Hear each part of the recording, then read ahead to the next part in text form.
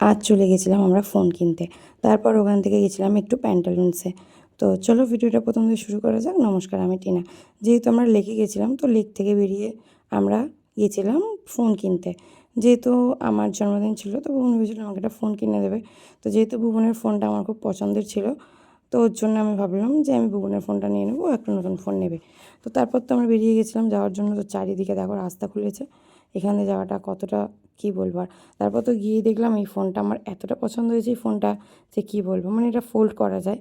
তো আমি একটু দেখছিলাম ঘেঁটে যে কী থেকে কী হয়। তারপরে এখানে আইফোন ছিল, তো স্যামসংয়েরও কিছু ফোন ছিল, অনেক রকমের এখানে ফোন পাওয়া যায়। আমার তো মানে সবথেকে ভালো লেগেছে ওই ফোনটা, যেহেতু ফোল্ডিং ফোন আমার প্রথম থাকতেই পছন্দ ছিল।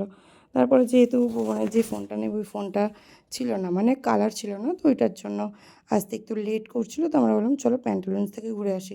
পাশেই ছিল ফোন দোকানের পাশে প্যান্টালুন্স। তো আমি বললাম, ভুবনও বললো চলো, আমরাও গেলাম সবাই মিলে। তো ওখানে গিয়ে তো অনেক জামাকাপড় দেখলাম, মানে যে কটা জামাকাপড় দেখেছি শীতকালের আমার খুব পছন্দ হয়েছে। কিন্তু যেহেতু প্যান্টালুন্স, তো দাম তো একটু হাই ছিল। তারপরে এখানে ছেলেদের কাউন্টারে গেছিলাম, আমরা একটু জামা প্যান্ট দেখছিলাম। ভুবনের একটা জুতো পছন্দ হয়েছে, তো অনেক দাম ছিল, ওই জন্য আমরা পালিয়ে এসেছিলাম। তারপরে এই দেখো আমরা ওপর থেকে নিচে চলে যাচ্ছি, কারণ আমাদের ওপরের মতো দেখার মতো আর কিছু ছিল না। ওর জন্য আমরা নিচের দিকে চলে আসছিলাম। দেখো এখানে জুয়েলারি ছিল, এখানে মেয়েদের স্যান্ডেলস ছিল। তারপরে এইদিকে এইখানে যে জামাগুলো দেখছিলাম না, খুব সুন্দর সুন্দর, আমার তো খুবই পছন্দ হয়েছে। দেখো সোয়েটারগুলো হাত দিলে ওই ভাল্লুকের মতো যেরকম, সেটা এটাও খুব তারপর চলে এসেছিলাম কিছু জুয়েলারি দেখতে, যেখানে buy two get one free ছিল। এখানে কোনো কোনো জায়গায় মিরার লাগানো ছিল। এখানে স্টেনলেস স্টিলেরও কিছু কালেকশন ছিল, যেগুলো গ্যারান্টি থাকে কালারের।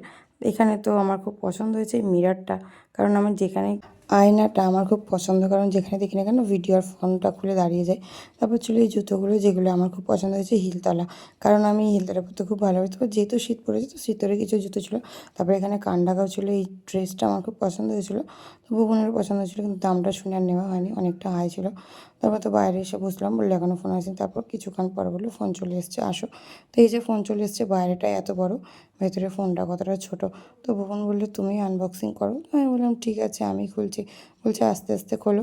আমার তো কী বলবো, ধৈর্যই ছিল না যে আস্তে আস্তে খুলবো। তো আমি যা হোক করে খুললাম। তারপরে এই ফোনের মানে ব্যাকের কালারটা খুবই সুন্দর ছিল, কারণ ওটা মেরুন কালার ছিল। তো বললো ওপর দিয়ে ধরে টানো, খুলে যাবে। তো আমি ওপর দিয়ে টানতে গিয়ে ছিঁড়েই গেল। তো ভালো করে আরও ছিঁড়ে দিলাম। তো এই যে হচ্ছে পেছনের কালারটা। তারপর তো বেরিয়ে গেলাম বাড়ি যাওয়ার উদ্দেশ্যে। তো রাস্তায় আস্তে আস্তে দেখছিলাম কত কুয়াশা পড়েছে। দেখো খালি, তোমরা দেখতেই পাচ্ছ কতটা কুয়াশা ছিল রাতে। তার মধ্যে দুদিকেই তো অন্ধকার, যেহেতু বাগান আমাদের দিকে চাষ হয়। তো ভিডিওটা এই পর্যন্ত কেমন লাগলো জানিও, টাটা।